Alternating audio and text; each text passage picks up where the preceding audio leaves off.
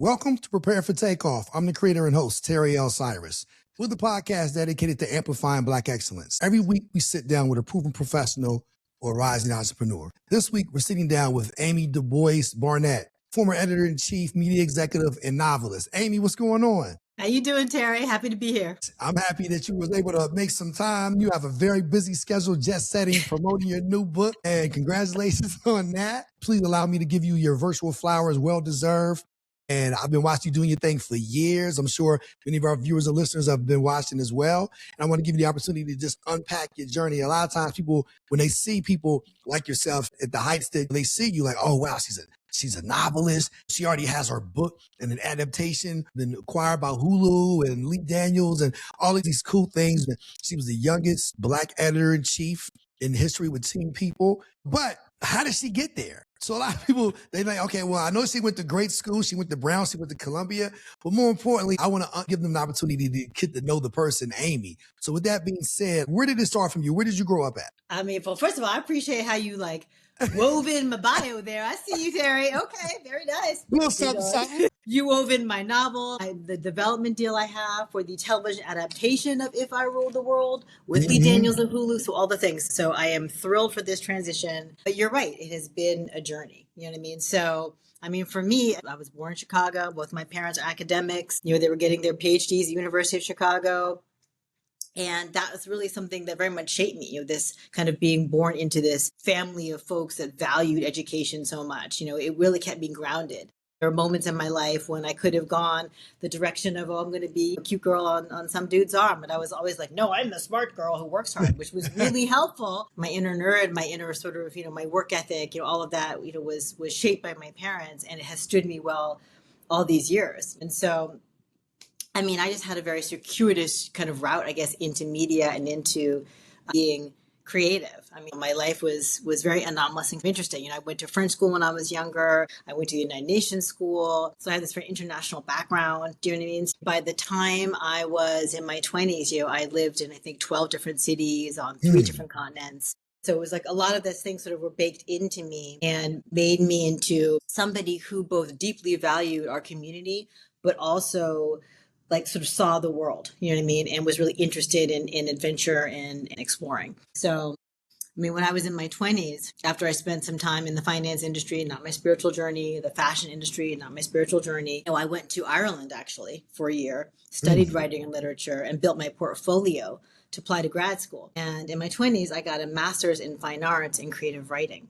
And that's what I thought I was going to be doing, you know, my entire career. I thought I was going to be a novelist. But while I was in grad school, I won an award for a short story that I wrote. And the person who presented me with the award was the then editor-in-chief of Essence magazine. And, you know, we stayed in touch. And after I graduated from my program, she offered me the role of fashion and beauty features editor of Essence. And that's what started me on my 20 plus year career in media, for which I am incredibly grateful, very honored to have represented our community as a journalist over all those years, over all the magazines, when I was editor-in-chief of Ebony, editor-in-chief of Honey, editor-in-chief of Teen People, deputy editor-in-chief of Harper's Bazaar. I ran TheGrio and, you know, digital for BET. And so I've been very honored to do all of that. But, you know, this novel represents a transition for me in that I'm able to now tell our stories in a different way. I told them as a journalist over all those years. And now I'm transitioning into telling our stories more creatively, you know, as a sort of a broader storyteller, a novelist, a producer, a screenwriter. So it's an exciting moment for me. A lot of times when people think of media and they think about digital media, social media, first things that comes to mind, but the people don't understand in the 90s how big the magazine industry was. If you wanted to get any kind of messaging out, you had to be on the cover of someone's magazine. You had to be featured in the magazine. So that was a huge deal. And many of the Gen Z in particular, they may not fully understand the magnitude of that. So talk us through what that was like to represent the first, as far as people in our community, to operate in some of those capacities. Sure. My novel, If I Rule the World, is set in New York City in the late 1990s, right? And it's really at the intersection of the music industry and, like you're talking about, the heyday of magazines. And this is not only one of the most important sort of cultural eras of our time. Everybody's talking about the 90s these days for good reason. But it's also, you know, the time when magazines were at their most powerful, when hip hop was at its most powerful, right? And also magazines were at their most powerful. I mean, there was a time when being on a cover could make or break a celebrity. And because there was no social media, you did get your news via magazines or via newspapers. That was where people went to see what was culturally important. So the cultural currency, of a magazine was enormous, and therefore the stress of working in some of these environments was huge because there was so much at stake. So my novel really captures that era.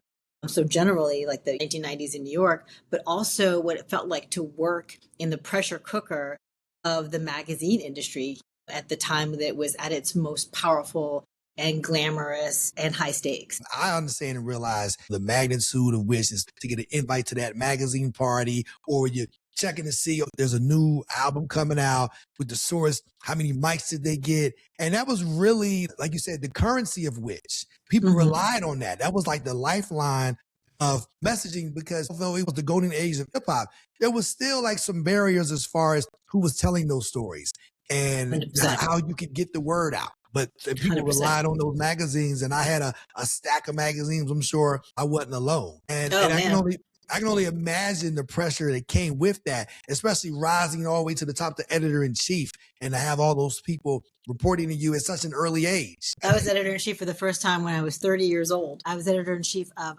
Honey magazine. That was my first EIC job. I mean, it was incredible because it was like an urban Black women's music and lifestyle magazine. And it was launched in this moment when, again, hip hop, the golden age of hip hop, the heyday of magazines. And so to kind of be in that chair, in that important position as a observer, but really a creator of culture. The culture was so incredibly important, was a massive responsibility, but it was also so much fun. I mean, you talk about magazine parties. Let me tell you, my magazine parties were as dumb. People would fight to get into my parties. Trust me, I remember. So to have all that pressure was a lot that I'm sure prepared you for those moments. As you mentioned, your parents were academics. And I also realized that you're a proud member of Delta Sigma Theta Sorority Incorporated. So talk us through, there you go, that represent. So what did those things do as far as the role that they played in preparing you for all of that pressure you found yourself under? I've always had very high expectations for myself. I mean, and that is largely because of my parents. My mom, when she passed away, she was the president of the University of Houston, and she was actually the first Black woman in the country to be president of a major research university. And she just always instilled in me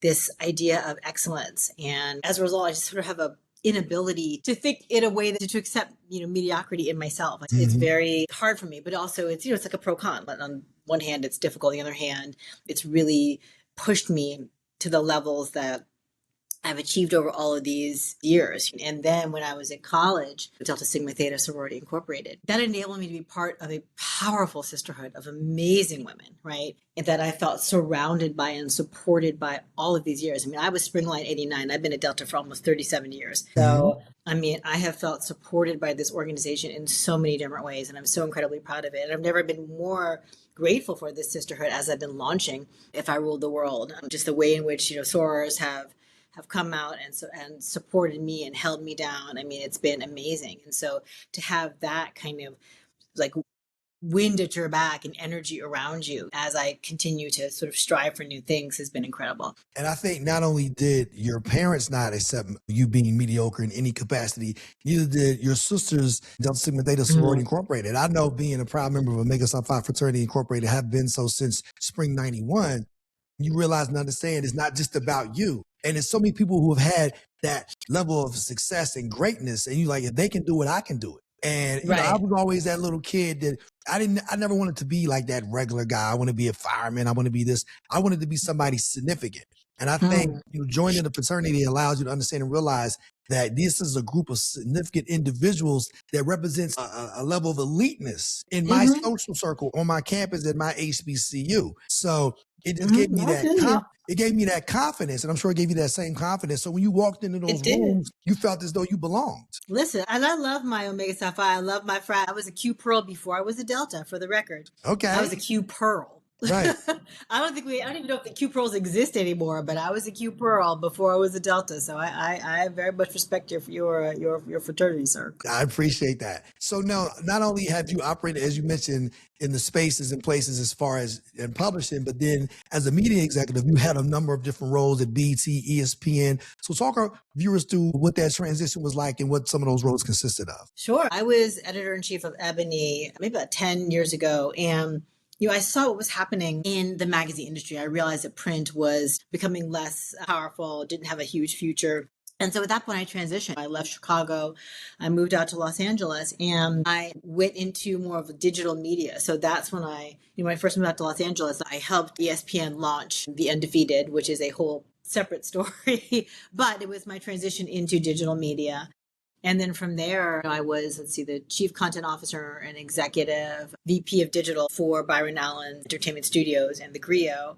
And then I went on to run digital for BET. And then I had one more job as chief content officer for an outdoor adventure and sports company called Outside Interactive, where I was running 16 or 17 brands, I think, of sports and adventure brands across digital social apps. There was actually a little bit print too. So this was just a very interesting transition for me. And I mean, I love magazines into my soul. I will always be like a magazine maker in my core. But I think that the thing that I really like is telling stories and figuring out how to represent communities and figuring out, how to be a voice, you know what I mean? And so I think that as long as I can be in those spaces, then I feel very fulfilled and I feel happy. That's great. And you like very modest when you mention those roles, like, oh, and then I had this and I had that. And in back of my mind, I'm like, people don't understand. These are the jobs.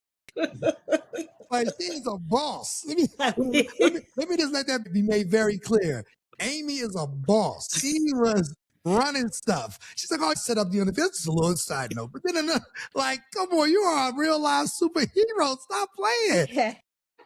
If you ain't gonna let them know, I'm gonna let them know for sure. I appreciate you. I think that sometimes when people look at folks who are in like glamorous positions, right? Mm-hmm. I think that folks don't really understand like what it takes to get those roles and then what it takes to keep those roles and then what it takes to transition. You know what I mean? I have reinvented myself now so many times professionally. I have pivoted so many times professionally. And each time it takes a tremendous amount of strategy, and that's not, for me, manifestation isn't, I don't like cut things out and post them on a poster board or tape them or glue them to a poster board. Like, that's not my jam. That's not how I manifest. Right. So it's about, but we could talk about that, but it's intentional energy, right? It's strategy, it's relationship building, and it's just straight up hard work. It is just straight up like, you got to grind. And I think that, again, folks see you out, they see you at party, they see cute pictures on the gram, you know what I mean? But they don't understand that like the incredible amount of labor is taken, to kind of be in those roles, be in those rooms, and stay in those roles and stay in those rooms. Yeah, I mean, it's very competitive. And I mean, right. I know firsthand, and I understand that when you walk in these rooms, not only do you have to come in and be a force multiplier, but you have to be somebody that people remember and say, oh, you know what, I met Amy and we were having a conversation, and then you see her again. Wow, I get it now. That's why she had this circle of people around her and everybody was trying to clamor at an opportunity, whether it's a photo op or whatever the case may be. And I think, again, to your exact point, people see that as far as on the gram. Oh, wow, she has the cool pictures. She seems to know a whole lot of people, but they don't understand the sweat equity that it took to get to that point. That is exactly right. In our age group, we come from that slow cooker processor. We are people. I'm like a tender brisket. Exactly. Slow cooker, conventional. Give me that conventional oven. Like, think about it. If you're making dinner and you cook something in the conventional oven or in the slow cooker, it's going to stay warm a lot longer, opposed to you put something in the microwave. Right. And I think a lot of times people have that microwave mindset, and they're hot for a minute and then they cool off real quick. I mean, you've been hot for like 30 summers. But you know what, though? I will say this. I think this is important to say also. Mm-hmm. Like, over the course of my life, I mean, I have had a very long career with a lot of pivots and a lot of reinventions. And I'm in the middle of one of those right now as a novelist with If I Ruled the World that just came out, and as a screenwriter with this development deal. But I have definitely had a lot of successes, of course, but failures. I've had expansions in my career and visibility and contractions. There's been a lot of years like where I was not as visible. For example, I don't even know, pretty much almost 2 or 3 years before my book came out, I was like head down in the cave, like writing. I spent all of 2023 basically like just grinding. I was like that Kermit meme, you know what I mean? Just like grinding, finishing my book. It went to auction in 2024. I started to market this, and it didn't come out until top of 2026. And for all of that time, I was very quiet. You know what I mean? I do want to make a point that it is very possible and also normal to have those kinds of expansions and contractions and successes and failures. I mean, that's another thing that people don't understand too. It's not like, success, at least for me and for most people I know, it's not like just go up the ladder like rung by rung. You know what I mean? Like that's not how it works. I'm going to borrow this metaphor, and I wish I could remember where I got it, but it's such a good one. Success isn't like a ladder. It's like a jungle gym. It's like one of those things where you you climb sideways. You know what I mean? You kind of climb up, you climb down, you fall off. You know what I mean? You get back on the thing. You kind of climb a little bit. You climb around it. You know what I mean? Like it doesn't look like just a straight line up. I mean, it's important, I think, even to have like those kinds of contractions and failures, because they teach you things. They teach you how to be better. They teach you how to be resilient. And for the people that are tenacious and strategic and intentional enough to come back after a contraction or after a failure, those are I don't want to curse on your nice podcast, Terry, but those are the MFs. You know what I'm saying? Like those are the folks who you know what I mean? Who are the people. You mentioned something earlier about the importance of being intentional.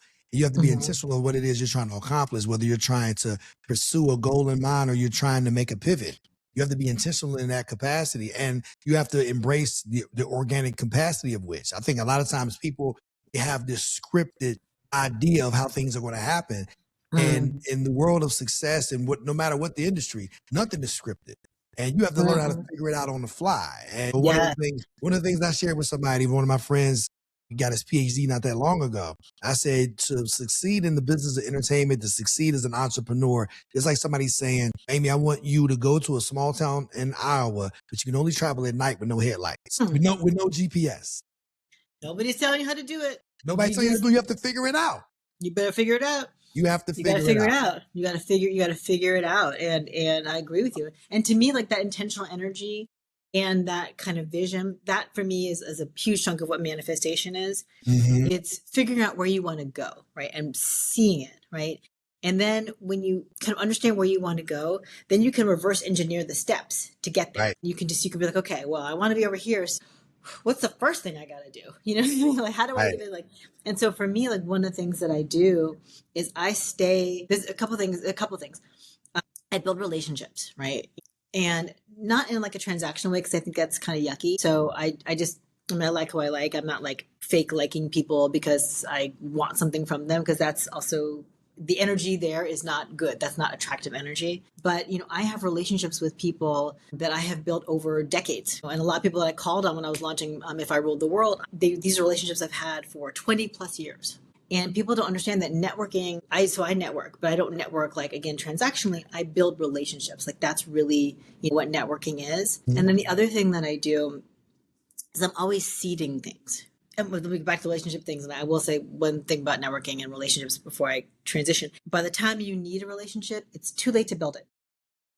Yeah, that's true. I like that. It's too late to build it. By the time you need it, it's too late to build it. So you got to always think about building relationships. And then what I was saying was that the second thing that I do is I seed things, because things don't just happen like right away, right? Like, for example, my novel, I mean, obviously, as I mentioned earlier, I got a master's degree in fine arts in my 20s. I mean, that's perhaps overkill. But, but then I took all sorts of writing classes over all these years. You know what I mean? I took screenwriting. I have now a development deal, as I mentioned, for the television adaptation of If I Ruled the World. And I'm a writing EP on the development deal. Years prior, I took screenwriting classes. And then a couple of years ago, I took more screenwriting classes. I wrote a spec. I've been prepping for this for years before this development deal was remotely a thing. I was like, this is something I'm interested in. Let me seed this. Let me figure out what it is I need to start doing so that when it comes around, I'm prepared. You see what I mean? Right. And that is something that's so critical, I think, for success and is reflective of intentional energy around not only your long-term or medium or long-term goals, but also yourself and the journey that you're on. You were preparing yourself to take off. I stay preparing myself to take off. I wish I could relax sometimes and like prepare for sit down.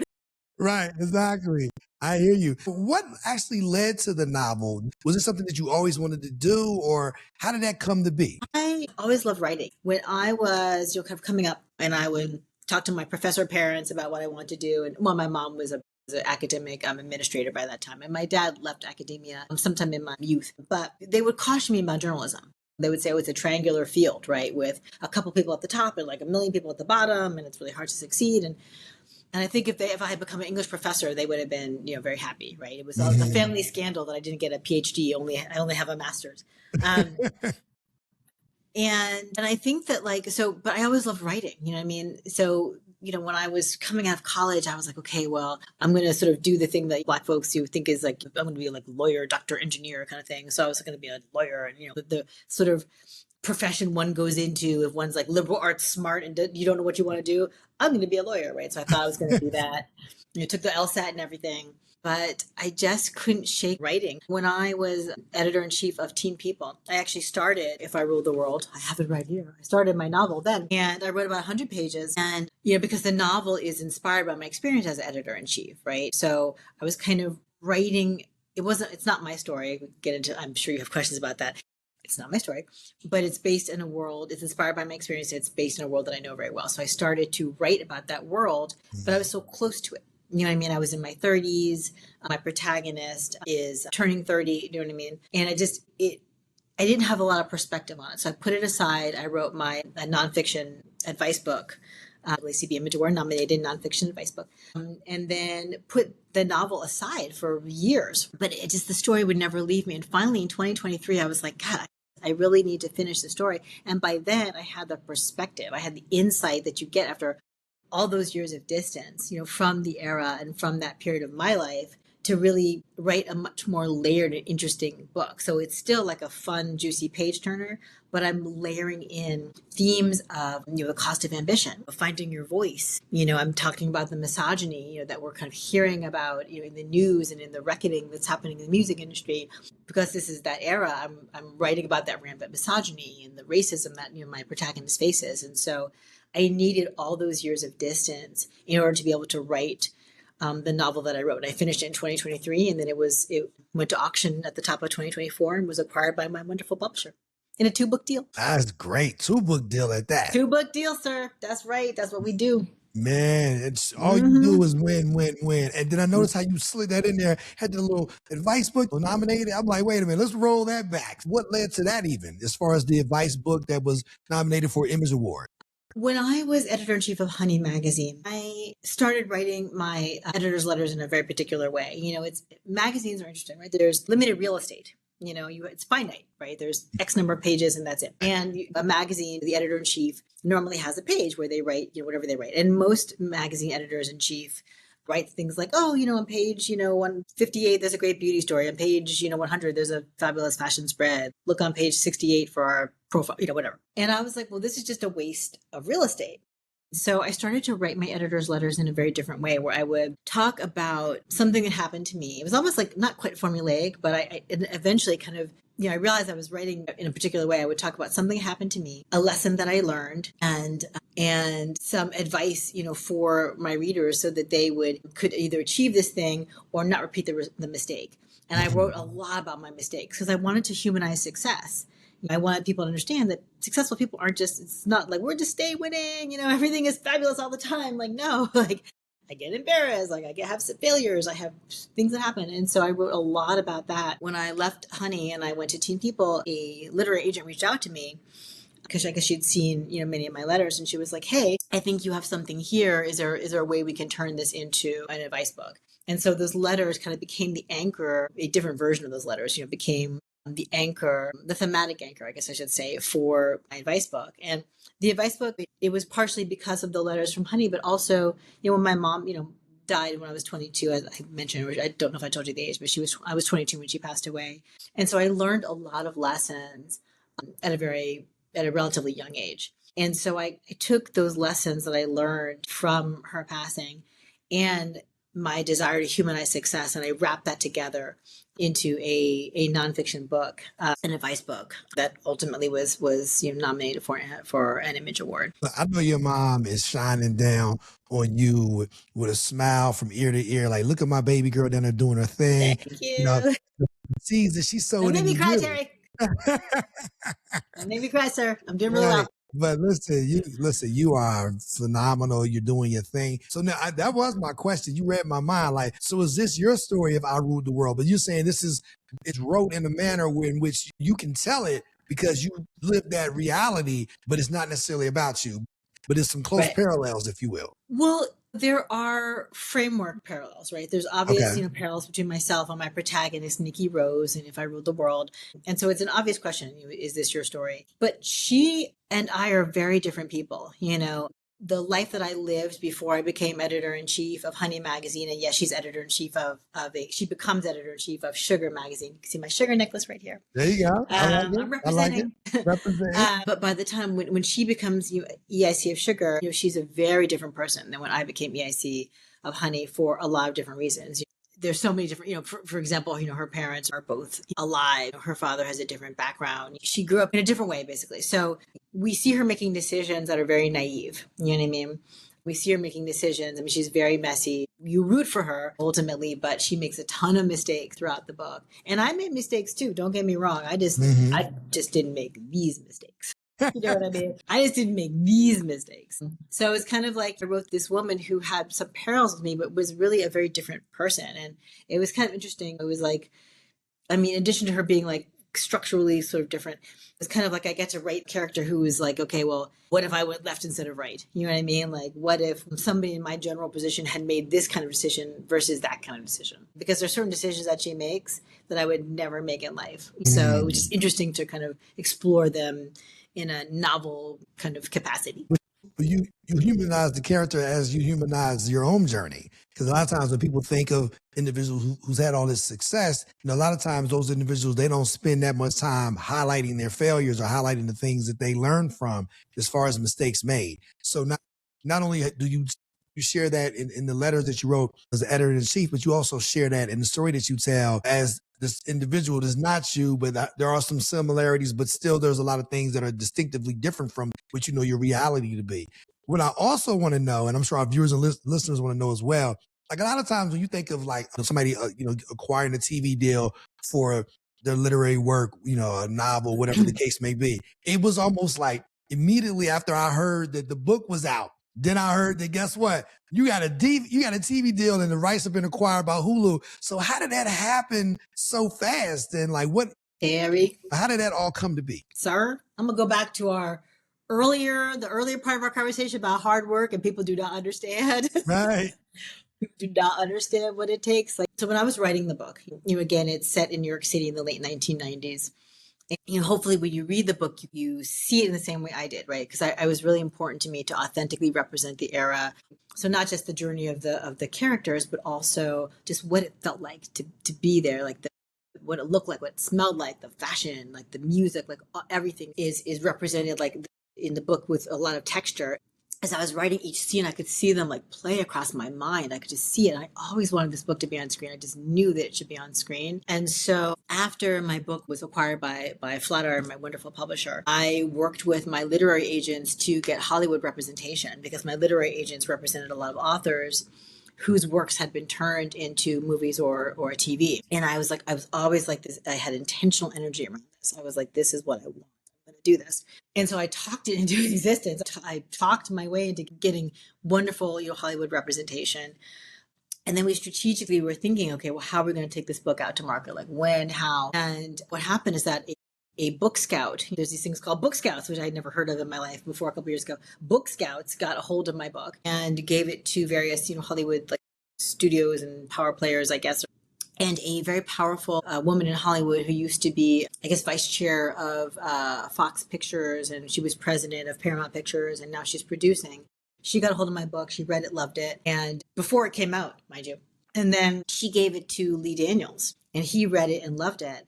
And then we all, via my representation, we all got together decided we would make a great team, and then spent about almost 6 months building a pitch, because you don't just get a deal, you pitch a deal, right? And pitching something is, creating a pitch is very detailed work, right? Because you're figuring out how you're going to adapt your IP, your novel, what the characters are going to ultimately be on screen, because they're maybe different, what the pilot will look like, the first episode, what the season will look like, season one, what future seasons will look like. I mean, what's the tone, so it's a pretty long and detailed document. Then you create a visual deck that goes with that, and then you practice the pitch, right? So Lee and I were pitching together, so we practiced it and practiced it and practiced it, and then we basically sold it in the room to 20th and then to Hulu. But that was after all of that work. Do you see what I mean? So it's like you hear about stuff like this and you're like, whoo, but it was this tremendous amount of work within the year kind of leading up to the book. And I was doing all of that while I was getting ready for the book to come out. So that's why you heard the announcement of the deal come out a couple of days before the book actually hit stores. Like, that was all extremely intentional. Thinking about starting your own business? Make it real with Shopify, the all-in-one platform trusted by millions to sell online and in person. Whether it's merch, art, or digital goods, Shopify gives you the tools to build, grow, and succeed. And here's the best part. When you sign up using the affiliate link in our show notes, you're supporting Prepare for Takeoff and starting your business off right. Click the link and start your free trial today. When I seen it, I'm like, wow. But once again, I wasn't surprised, because Amy always does it on the highest level. And then to be working with Lee Daniels, who has had all the success he's had. Oscar-nominated Lee Daniels. Because my book is kind of like a cross between, is like Devil Wears Prada meets Empire. I like that. Right? So, Lee Daniels, Empire. So I was like, well, this is a good fit. Absolutely. I'm sure our viewers and listeners are wanting to know, because a lot of our listeners and viewers, they also are in the industry, aspiring creative professionals, whether they're working on TV shows or films and things of that nature. And I know that pitching process can be very tedious, and there's a lot of preparation that goes into that whole pitch. What was the most difficult part of that preparation process? Was it the preparation going into the pitch, or was it the actual pressure that came with pitching in the room in person? It's a really good question. I actually kind of like pitching, but this is where my executive experience really came into play, because part of being editor-in-chief, it's a very dichotomous role in 100 different ways. It's like text and visual and creative and business, but it's also in front of the camera and behind the camera. And it's like sales, right? A lot of it's sales. People don't understand how much sales there is. And so I spent a lot of years in front of the camera and a lot of years selling things, in meetings, and selling things on the fly too. Because sometimes you're in these meetings and people will be like, oh, I don't like this idea. And you're like, I got another one. You know what I mean? And then you're on the fly. And so the pitch, and it's energy too. You know what I mean? And so pitching is a lot of that. It's you're acting it out a little bit. You're selling it a little bit. You're convincing people that you are somebody that they can put their trust and their millions into, right? And so that part weirdly is it was very difficult for a lot of folks, but weirdly the actual pitch itself is my strong suit. Building the pitch, I've never done it before. So it's like, okay. So just make the technical aspects of building a pitch. I was on a learning curve. I had to figure out how to do it. And then also working collaboratively. I worked collaboratively with teams like my whole career basically, but not so much with my book. Do you know what I mean? Yes, I have, I guess, with my editor, who is amazing, and with people who've read my book, because I've gotten a lot of notes. So in that way, but this is a different type of collaboration. And so learning how to be collaborative with my book as IP was something else that I had to kind of, figure out. The pitch process is, I'm telling you, it was a good 5+ months, almost 6 months of continuous work to get the pitch itself right, the visual deck right. The visual deck, that was lots of drafts on the visual deck. You know what I mean? Getting all that right. So it's not for the faint of heart, sir. Right. And again, I think having pledged all those years ago, yourself and myself included, it prepares you for those opportunities as it pertains to, if you really want something, nothing is going to stop you from getting that something that it is you say you want. Oh, man. And I think a lot of that's true. Pledging does kind of prep you for that, because you know how pledging is. If you don't all get it, none of you get it. Right. Right. That's And real. so you gotta do it for yourself, and then you gotta make sure everybody else has it too. Right. Otherwise, none of you have it. You're only as strong as your weakest link. Only as strong as the weakest link. That is correct. And I'm sure another question that our viewers and listeners and myself included has, how did you come up with the name of the novel? Oh, that's such a good question. Okay, so this is a good one. So for years, when I first started the book, remember I told you I started it when I was in my 30s, editor-in-chief of Teen People, and then picked it up in my later in years. But for years, the book was called, see, my sugar necklace, the book was called Sugar. Okay. So that was what the novel was called for all of those years. And then when I was working with my fabulous editor at Flatiron, at one point in the process, she was like, hey, Amy, she was gently like, hey, what do you think about changing the title to something that's more like evocative, something that represents the book better? And man, did I push back. I was like, no, this book is called Sugar. I like the title, this, that, the third. And she gently like kept on me like, hey, maybe I think. And finally I was like, all right, let me think about it. And when I started to think about it, I was like, okay, well, let me start to think about some song titles, right? Because this book is so much about music, right? And music is like running through If I Ruled the World in a huge, huge, huge way. And so I started to think about song titles and the artists that I respect from that era. And If I Ruled the World, right, the song, is one of the most iconic songs of that era by one of the most iconic artists of that era. And even though the lyrics of If I Ruled the World, the song, have nothing to do really with the themes of my book, it still's like good vibes. Like the song has like very good vibes. And then there's like an if you know moment, because Lauryn Hill is obviously on If I Ruled the World, the song. And Lauryn was actually the first ever cover subject of Honey magazine, where I eventually became editor-in-chief, right? So there's a little if you know moment in there. So, and then just the title, then it just, If I Ruled the World in general, I mean, it's just so representative of like the journey of my protagonist. I mean, you even sort of see the representation here of a woman who's like in New York City, like trying to rule the world, you know what I mean? And so the whole thing just worked so well, and it just really, really clicked. I'm so grateful that my editor pushed me, worked past my resistance, and that we changed. Although I love Sugar, I still love the name of the magazine, that my protagonist edits. I love it so much, but I'm grateful that I changed the name. In the back of my mind, I said, I wonder if there's a connection between the song and the book title. And you was able to unpack that and get me to see that there is that connection. Of course. And I'm certain that the book, if they want to pick it up, if they want to pick it up, they need to go pick it up. So where can they pick it up? Barnes & Noble, online? What are some of the places that, or even a city near you that I'm sure you're coming to? Because I've been watching you doing your thing from coast to coast. I mean, the first part of my book tour is really over. So I'm going to be going to places in Southern California. I don't currently have plans to go to other cities around the country, but I'm going to, right? So in the interim, If I Ruled the World is available literally wherever you buy books. I mean, Amazon, Barnes & Noble, Books A Million. Go into a Black-owned bookstore. Love to support Black-owned bookstores. You can order online from Reparations Club, for example. And yes, please support. I will also say this. I mean, it's incredibly meaningful for me as a debut novelist for people to support my book. But it's also important for all Black authors, because the success of these books determines what kinds of deals Black authors get, whether they get signed at all, whether they get any deal whatsoever. And then also like what size, kind of advances we get. I mean, it's very important for all of us that Black authors are successful. So please go buy my book wherever you buy books.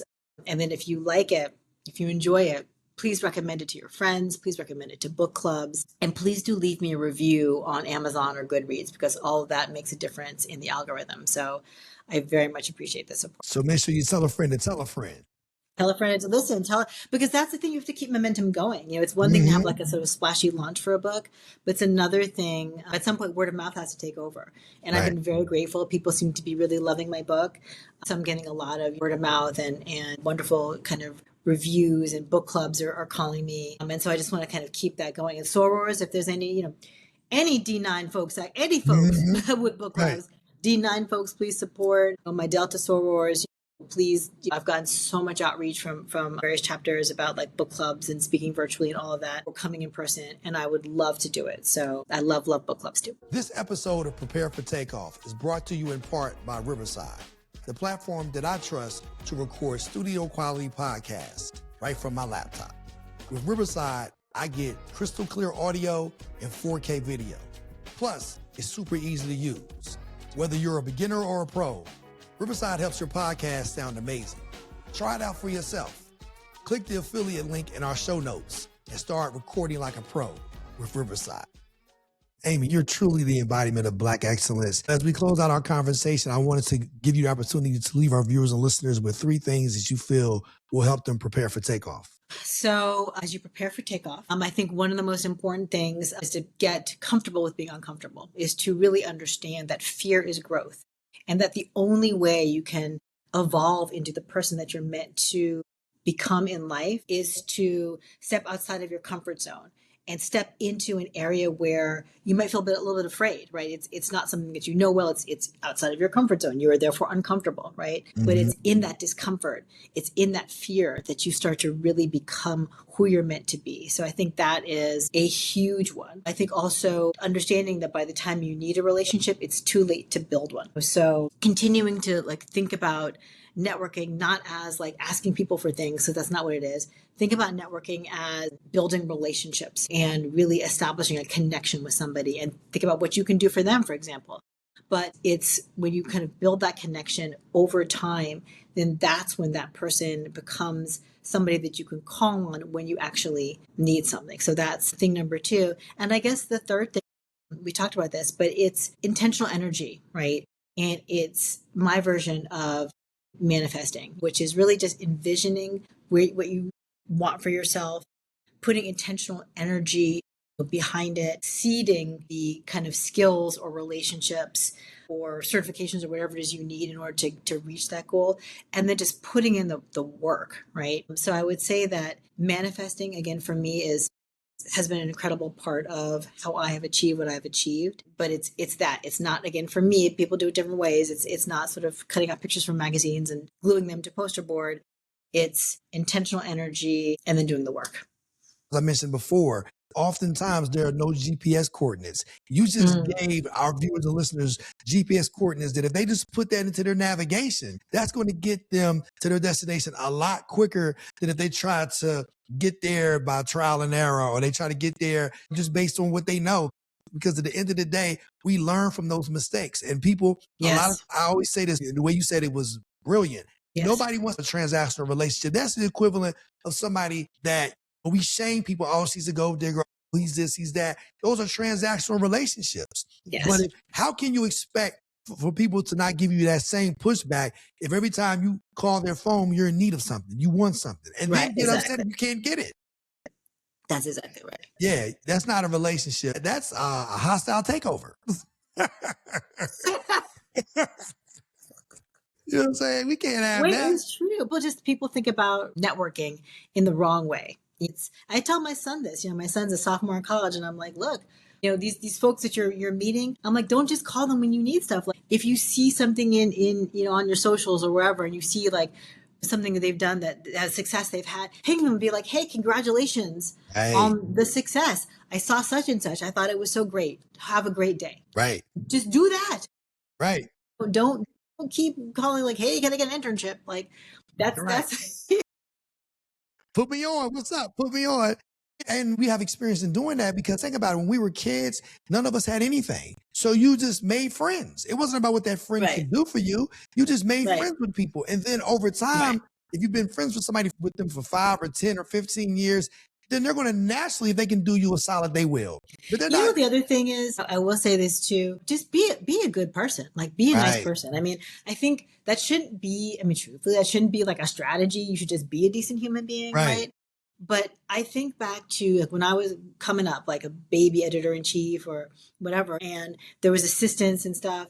And I'm generally pretty like a nice person, right? And so, I was nice to I treat everybody the same. Like I wasn't treating assistants differently than I treated like the important people, whatever. And now the people that I treated real cool as assistants are now presidents. Right? They're now, do you know what I'm saying? They are now in positions to be able to be nice to me. And so many of them have been so cool to me because I was cool to them all of those years ago and over all of these years. You just never know, man. You never know where people are going to end up. You have no idea in life. You cannot possibly predict it. So just be a nice person. Be nice to everybody. Be cool. Right. you know? You have to sow good seeds. You know, you reap what you sow, Yes. so therefore you have to sow good seeds. And I'm sure our viewers and listeners, they want to be able to see how they continue to see those seeds that you're sowing on social media. I know what that looks like because, you know, I follow your journey on social media, but I'm sure our viewers and listeners who may not already be following your journey, they're going to probably want to know, okay, moving forward, how can I continue to tap in? So what's the best way for them to follow your journey on social media, LinkedIn, whatever you feel comfortable with sharing? Of course. No, I'm on all the platforms. I'm at Amy DuBois Barnett on most of them. I think I'm at Amy D Barnett on, well, X, which I'm not on as much anymore, but most of them it's at Amy DuBois Barnett. You can find me on LinkedIn, but there's updates on all of those platforms about where I'll be next, what's going on with my book, fun pics that I post, you know what I mean? And I also reply to like all of my DMs. So if you DM me and you have some questions, or you want to ask me a question about my book, or you want me to come and talk to your book club virtually or in person, like that is the place to do it. Right. So make sure you guys pick up that book. Make sure you book her virtually. As she mentioned, she'll tap in, D9 stand up. She's clearly the embodiment of Black excellence. Amy, I truly and thoroughly enjoyed this conversation. It was a long time coming. I'm glad we were able to make it happen. I know you have a busy schedule. You're just setting from East to West Coast worldwide. I think one time when I reached out to you, was like, hey, Tara, I'm in Paris right now. And I'm like, okay. I was. You know, I was working for, man, I stay manifesting, dude. I'm telling you, I wrote from Paris for 2 months because I was like, I just need a change of scenery and I need to like do this thing. And I figure out how to do it in a way that wasn't going to like crush me financially. Everything is possible, man. Everything is possible. Look, everything is possible. You're a living testament of what can be accomplished if you put in the work. And it's not going to always be pretty. It's not going to always be easy, but it can always be done if you put in the work. Yes, that is true. So, Amy, thanks for spending so much time with us. Much continued success. And I also wanted to thank our viewers and listeners. Whether you're watching us on YouTube or Spotify, or you're listening to us on Amazon Music, Apple Podcasts, Audible, iHeart, or Pandora. As you know, every week we're going to continue to bring you proven professionals or rising entrepreneurs. And all of these conversations, just like this one, will help you prepare for takeoff. Amy, thanks for joining us. Thank you so much for having me. And I appreciate the support for my debut novel. Thank you, Terry. Make sure you guys pick that book up.